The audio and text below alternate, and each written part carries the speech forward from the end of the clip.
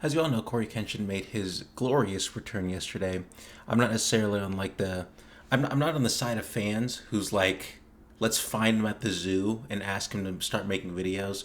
I'm on the side who's like, I like CoryKenshin and I would like to see more of him rationally. But this video is very long and you might be wondering, how did you get 30 minutes of dissecting a 1 minute video or like a 2 minute video? Well, I went like frame by frame looking at every single thing, and I included that because I didn't want like you guys to miss anything. I kind of wanted to show as much as I can of what I talked about. So that's that.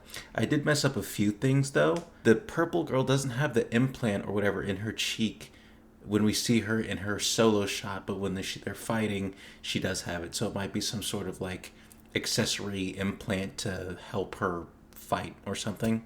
And then the guy who's standing on the bridge when he has his little moment fighting with the sword, his prediction moves or something like that. I'm pretty sure CoryKenshin has made like more than enough Naruto references, so it could be a little Sharingan kind of input there, which I didn't really connect before. I'm sure there's also some other stuff, but I'm not gonna like nitpick every single thing I missed right now. If you guys have anything that you guys saw that you want to mention, you know where to put that. But yeah, next to the news thing, it's like schematics, I think, of maybe like a specialized keyboard that has a more unique function to it. Oh, it's a shoe that he has back here, I believe. So maybe he's responsible for making the uniforms, like a police type of thing. Yeah, like okay.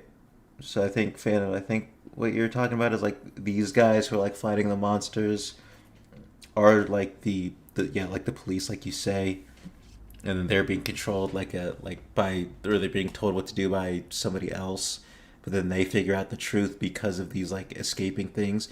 Maybe someone else or something else leaves them a trail of breadcrumbs to figure out that truth, and then that's kind of what turns into a like that Darling in the Frank situation where they kind of go off and do their own thing, and it turns out the forces above were evil. Metronome transition.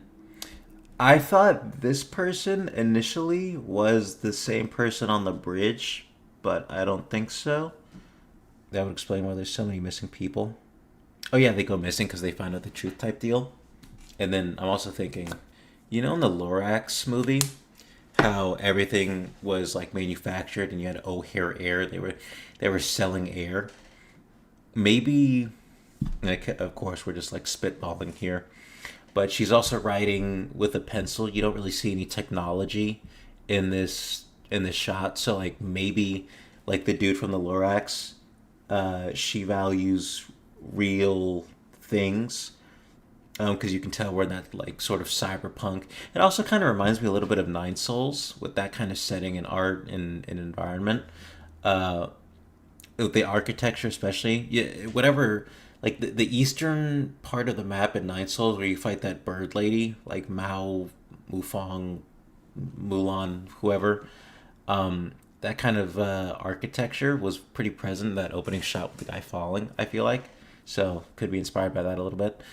But like I said, maybe like the dude from Lorax, she values like real things. She's writing with a pencil on paper. There's no technology in the shot. She's got flowers behind her, candle, stuff like that. Maybe another metronome transition. We've got this lady who's outside. Hey, okay. Well, this could be like an artificial sky maybe, and they're all in the same world, or maybe she's actually on the outside and the story kind of follows, I guess, like two paths, like a surface dweller type deal and then the underground, and then there's stories at some climax maybe at the end of the season, if this is going to be like a show or something, ends with them all meeting, or like not meeting necessarily, but like meeting in a way where the barrier's broken between surface and underground. There's the recycling bins, caution sign. I think this just might be that bridge thing, that bridge shot zoomed in and turned upside down. and just kind of color graded with some effects on there. We've got a piano that has the line on it. We've got more music, samurai headphones with that same symbol. Maybe this is actually part of a merch drop too, where he's coming out with his own keyboard and headphones and sorts of computer accessories and stuff like that. Got a speaker over there, phone, wire connected. Maybe this is some sort of audio interface. This could be like a record, not a record player, like, I don't know, some digital music player. Sticker right here that says Alpha, some cups and drinks, stars on the left side. Jabari Concerto number 4, smiley face right there. Bunch of music. I don't know, maybe the tempo has something to do with it. How quick or slow it is. Okay, this lady, she's definitely going to be the psycho. She's definitely going to be the psycho of it all. If you've ever seen Blue Lock before, she's going to be the dude with the glasses on who's like running the whole tournament show thingy over there. Like the master manipulator string player person. They're taken, mutated, and then executed, resulting in missing people. Oh yeah, anybody who comes too close to the truth is just used as an experiment. Could be something. And this frame is a little interesting right here. So we have one of the lady, we see the characters we've seen up to this point up here. The guy on the bridge, dude in his room with the computer, the lady inside, the surface lady, I think. We don't see the guy falling from the sky. Middle leftish right here, we got like a zombie dude, probably one of the mutated. Although he doesn't look like this middle right thing over here, which looks like a Pokemon on crack, basically. Looks like if Charizard just took too many or did too many whippets. Oh, this is all okay. So like this one and this one are both this guy. This one, and this one are all this thing. So maybe this one is like an earlier version of whatever the mutation or infection is or whatever, and then the one on the right here could be like a later stage, or it could be a thing where the experimentation is happening, but this thing is a separate entity. So you've got like the government overhead who's doing testing and then keeping these younger guys in line while also using them as an authority, like trying to keep them in the dark, right? And then they've been, this otherworldly entity kind of comes in out of nowhere, and ooh, how do I say? Okay, these guys are like our main characters, right? They know what these things are, right? They know what they can do to people. Like they know that this thing can make this, that it can do this to people, right? And so they're fighting that. But like, again, Darling in the Franxx type of deal. You know how in Darling in the Franxx, the monsters that they were fighting were actually humans who were doing what they were doing, but like at the genetic level, like actually fusing together to create like these power beings out of love and all that. So maybe it's the same type of deal with this. Like these are what these monsters are, and maybe the government like did that to them, and then they're coming back to claim revenge on them, and then like these guys are trying to stop them, but they don't know that they're actually like mutated people, and then they find out that, and then that's when they split, and then eventually like come into an understanding with these guys to get the government people. Maybe they just want to be like understood, which is why they're turning people into them so that they can also be the monster, and then they'll understand what's going on, and then they'll understand them. Maybe, and again, another Darling in the Franxx reference here. You know how like the overlords of like the teenager main character people ended up, because dude, Darling in the Franxx, like it's great, but the ending just goes freaking, oh, it's just off the wall, dude. The authority figures, like the parents, because I believe they called like the main leader dude Papa or something, ended up being some otherworldly, like off-world aliens who came to Earth to colonize it and subdue humanity, who somehow figured out how to like fuse at a genetic molecular level to like fight back, but it like kind of worked, kind of didn't. And then somehow they had like that super being who was like some girl, and then they figured out the secret, and those guys just kind of poof and they go into space, and then it becomes this gigantic interstellar space battle. So yeah, a lot of branching paths with this, but generally speaking, with the ideas that we've come up with, I'm pretty sure that's it, ballpark. Not the like last one I just said, but the ones that we've been mentioning. Bottom right, we've got another weird looking thing. Middle right, just got a dude. Can't really tell what bottom middle left is.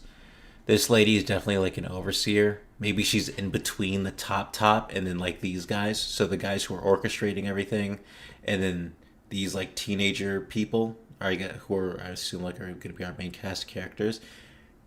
Got like authority, government people, and then the teenagers, and then her, the one we're seeing on screen, like right in the middle, like the liaison, pretty much.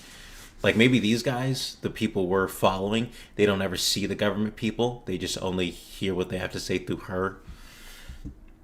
And she seems pretty smug. There's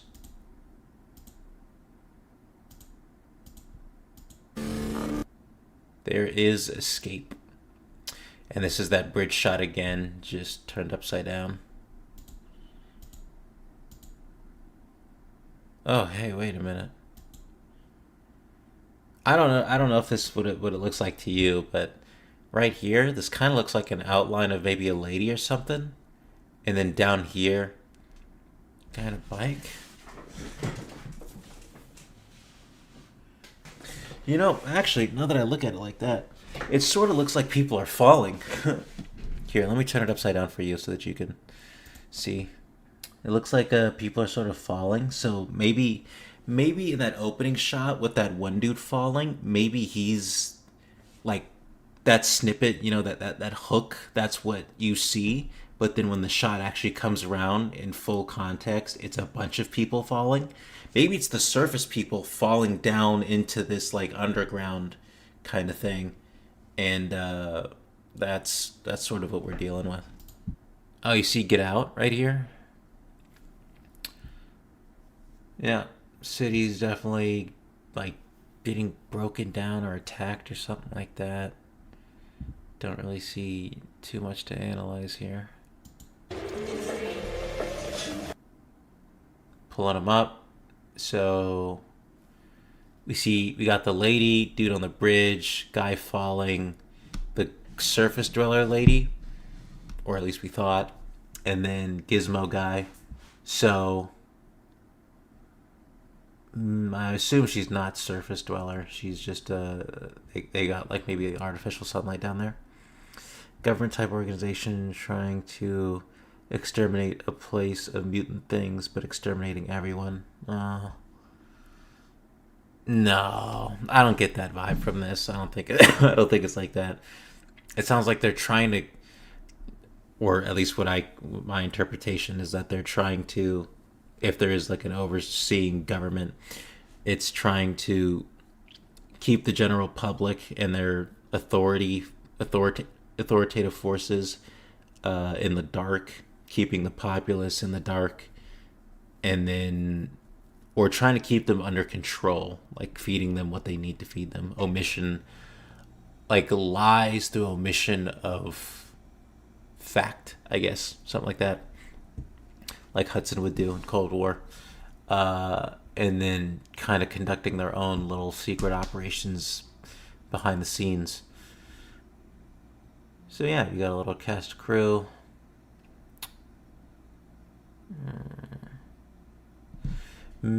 Okay, well right here it says hell. I don't know if that's just there in post or if that's going to be there in the show. Hey, you see this little thing up here? I thought it was the Japanese flag at first. might kind of be with like how the stripes. Well, actually, it probably wouldn't be that because when it had all the stripes going outward like that, that was imperial. That was Imperial Japan, and I don't see why they would put that in here. Explosion. Ooh, let's play that slowly.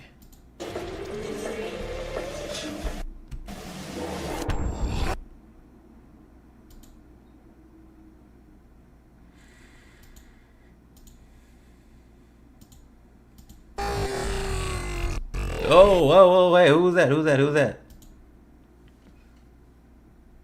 Orange haired guy. I think that was the guy from the monitor.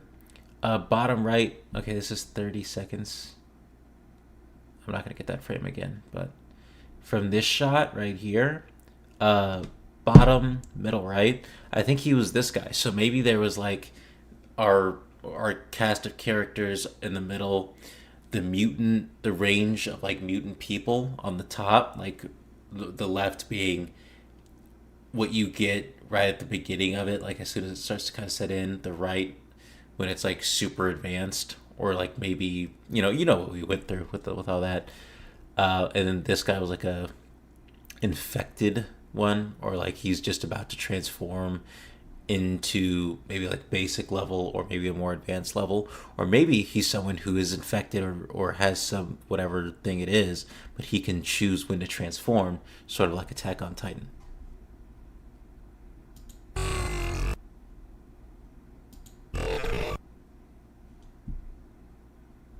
Man, that is gnarly looking. His face splits apart, arms just kind of pop out the side of his head. And this thing doesn't really look mutated. It doesn't look like Darling in the Franxx type deal. It doesn't really look... It looks genetically or like physically sound. Like symmetrical with its features, and like it doesn't look like it's an accident. The Enclave bad guys of all two tried to make a perfect society by killing everyone that did not cooperate. Well, yeah, I guess sort of. There could be elements of that in this, at least as far as kind of what we're getting to. God, you got to side this is Boom up there. So he drops down, starts attacking. Everybody kind of gets blasted or splits.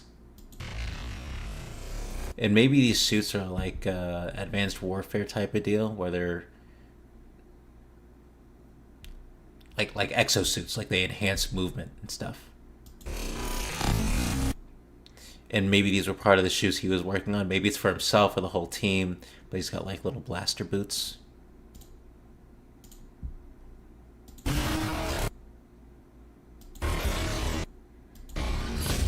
Goes in for the kick. No effect. No effect. Gets slammed in front of the entire squad. Almost gets absolutely zoinked. Alpha Sigma Chad comes over here with the implant in his left cheek. Comes in, one arms that thing. One arm blocks it. Usually you get one of these. This thing could stop a nuke right here. If it was Naruto, they dropped a nuke. They would just do this and then grunt, and then you'd see like a flash, right? So it'd be like, right, like that, right? And then be like, that's all you got. And then Naruto hits you with Shadow Clone Jutsu and her Sengun and just win. Okay, so as far as this emblem on their chest goes, it isn't one that we've seen before. It wasn't the one next to the missing poster, and it wasn't the one we saw in that big building. Oh, he's giving him a little deuces in the back. You did kind of get body, though. You were the first one to go in for the attack, and you kind of got body. So, but hey, do your thing. So I assume the first guy, the redhead, his thing is like tech. Second guy, his thing is strength, right? Just physical. And then she's got vines, or maybe the ability to control nature or something like that. The support of the group yoinks him out of danger. Look at this thing. Oh boy, whoa, okay. It looks like Scorpion from Spider-Man, the Croc, with like some other elements of stuff like Green Goblin all had a love child. 4 arms, got Shiva in there. Tail has a skull of like a bird on the back. Toenails need to be cut. My boy looks a little ashy. Looks pretty mean though.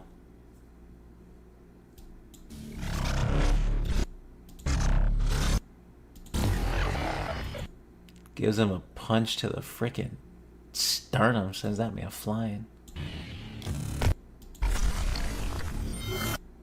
Okay, so I guess the dude who's on the bridge, this is him. He's got a katana, so he's like the sword guy.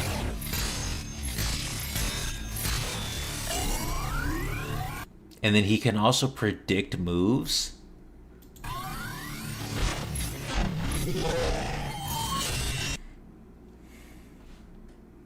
Edyn. Okay, Eden, so that seems like our setting. Ashan, I think. Got some other graffiti. Brianna was here. We got Glorb, left side right here, front and center. Everybody knows that guy. I'm sure I didn't even need to say that. You guys already knew who that was. That's Glorb. Everybody knows him. Say hi to Glorb. Oh god, I thought he just like pooped blood on that guy. No, there's another. Okay, so there's 2 black guys. Or no, I think that was the lady with the implant. The other lady, the purple hair, and then this is the black guy who was falling. I must have mixed it up somehow. Maybe it was the lighting on the white lady, but she looked like she was also light skinned. But this guy has dreads, so. And then this guy seems to be able to use like, I guess like gravity and anti-gravity or something like that to like repel him away. I see Mart back there, but I can't read what goes with it, so it's something Mart. Kinetics. Monsters we what? Monster we make.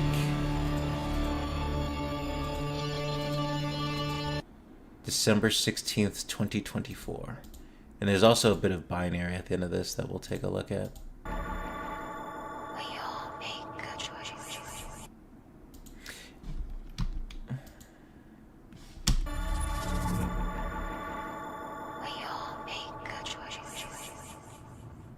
We all make, it could either be we all make a choice, at least as far as what I'm hearing, or we all make good choices, is what she says. It probably is we all make a choice.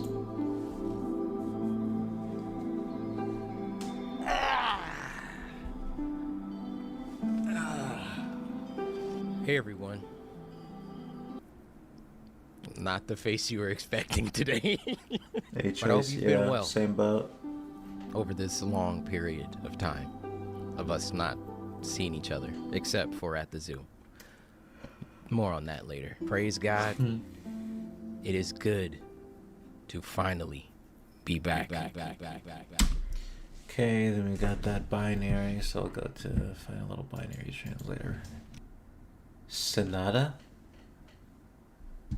Well, that's the Sonata, that company, I guess.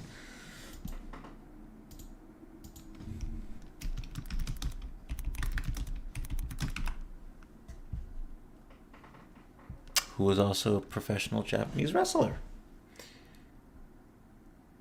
Hiroyuki Sanada? The Twilight Samurai? Big bats, yeah. Hiroyuki Sanada? Oh, a character. From Shogun. Sanada, no idea what it means though. Yes, I researched it. It says something about a Japanese clan, and there's a samurai named Sanada Yukimura. What does this mean? Does it have something to do with his manga? I'm just grateful he's back. I think it's a hint of the game Samurai Warriors Spirit of Sonata. The game? What game? Since we all know Cory is the samurai, I thought this was such a great addition to the message. Also cool that there was a Japanese samurai named Sanada Yukimura, which could also be plausible to the samurai theory.